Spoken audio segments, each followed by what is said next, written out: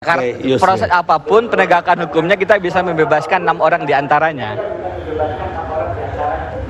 Baik Bu Dedi. Sekarang Bu Yusril, ada jawaban? Edri kali mau jawab atau Yusril? Mengenai kepala negara itu kita tidak sepakat. Dulu di dalam Batang Tubuh UUD 45 kata kepala negara memang tidak ada. Tapi spesifik dalam penjelasan terkait dengan gerasi. Amnesti, abolisi, rehabilitasi itu adalah konsekuensi dari kedudukan presiden sebagai kepala negara. Hanya dalam penjelasan. Ketika penjelasan dihapuskan, itu sudah tidak ada. Ya tapi bagaimana negara tanpa kepala negara, Bu Yusril? Yang ada presiden, yang ada ya itu kepala pemerintahan. Undang-undang dasar kita itu memang sudah diamandemen. Jadi kalau itu ya salah MPR waktu itu. Jadi begini, kalau presiden itu mengesahkan pengangkatan peresmian anggota DPR. Kalau dipakai tadi teori dia kepala negara yang tidak bisa digugat, ada banyak putusan pengadilan TUN yang menggugat dan membatalkan itu. Jadi saya mengatakan memang siapa yang mengatakan bahwa keputusan presiden itu tidak bisa digugat dalam hal gerasi? Oke, kalau gitu sekarang. Ini pertama kali ada kepres gerasi digugat. Tapi pertama kali juga presiden memberikan gerasi dalam kasus narkotik dan karena itu dia digugat. Konteksnya itu. Coba presiden tidak beri gerasi dalam kasus narkotik, kita tidak akan pusing-pusing menggugat dia ke pengadilan. Baik, itu persoalannya. Bung Edri. Baik, mungkin kalaupun presiden dalam kapasitas sebagai kepala negara. Saya kira ada lebih yang lain. Jangan. Oke. Karena itu udah porsi beliau, karena dia profesor. Oh gitu. Oke, mengenai kenapa bangsa ini, masyarakat, kenapa saya berani mengatakan masyarakat? Kami ini menerima desakan dari seluruh penjuru tanah air ini. Sikap granat untuk menggugat kapan gugatan itu diajukan. Kenapa? Antara lain kami melihat bahwa presiden bukan sekedar melanggar konvensi PBB tahun 1988 di Wina mengenai pemberantasan terhadap peredaran gelap narkotika dan psikotropika. Konvensi mana sudah kita ratifikasi dengan Undang-Undang Nomor 7 tahun 1997. Di dalam konvensi itu bahkan kami mengatakan telah bertentangan dengan TAP MPR nomor 4 tahun 1999 tentang GBHN. Di bagian F huruf H atau di bagian G huruf F ya, secara tegas tertulis dan terbaca, tidak boleh ada bacaan lain selain yang tertulis di sana, bahwa memberantas peredaran gelap kejahatan narkotika dengan memberikan hukuman yang seberat-beratnya. Artinya sudah bertentangan kalau memberikan keringanan, mengurangi hukuman yang berat yang sudah diberikan oleh hakim sampai ke 3 tingkatan. Kemudian, kenapa bangsa Indonesia mau meratifikasi undang-undang konvensi PBB itu tadi? Di dalam konsideran dari undang-undang itu secara tegas disebutkan bahwa Indonesia menyadari bahwa kejahatan narkotika ini merupakan satu kejahatan yang mengancam stabilitas keamanan, kejahatan yang dapat menghancurkan bangsa, menghilangkan generasi yang merupakan penerus. Dan juga pada saat itu tahun 1988 hal serupa merupakan masalah dari bangsa-bangsa dunia yang ikut sebagai negara peserta konvensi. Oleh karena itulah maka Indonesia meratifikasi. Kemudian artikel 1 dari konvensi itu secara tegas disebutkan bahwa kerjasama itu adalah dalam rangka upaya memberantas peredaran gelap narkotika dan psikotropika dengan memperhatikan, mengedepankan azas persamaan di antara sesama negara peserta dan tidak boleh mencampuri. Artinya kalau sudah ada sebuah negara meminta kepada negara lain, itu satu intervensi namanya. Jadi tidak ubahnya. Anda yakin Australia meminta? Kalau nggak minta berarti kegenitan dong pemerintah kita ini memberikan. Oke, baik. Saya ke Pak Beni. Boleh saya jelaskan, Bung Karni? Beliau baru saja BNN menangkap 2 hari ini 1.400.000 ekstasi dan ternyata melibatkan aparat, bahkan dalam hal ini disiarkan TNI. Apa yang terjadi, Pak Ben?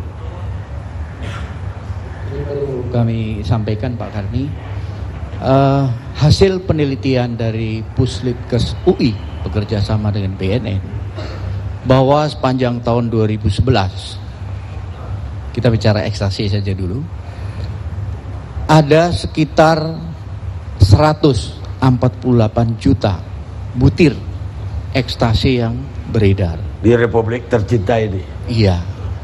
Yang berhasil disita oleh aparat sekitar 880 ribu.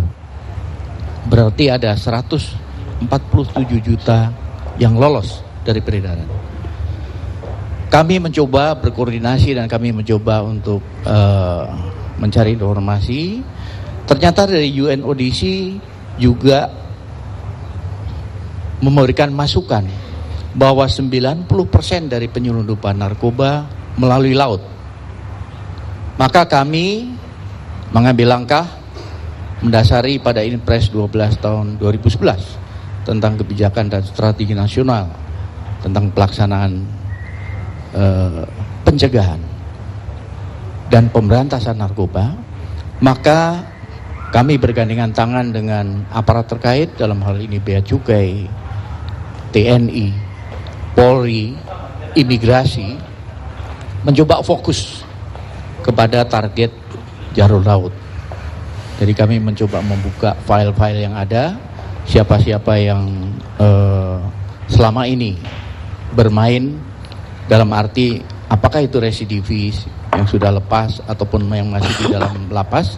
Kami mencoba mendalami dan kami mulai mengendus adanya jalur yang dilalui melalui jalur resmi, yaitu melalui Pelabuhan Tanjung Priok.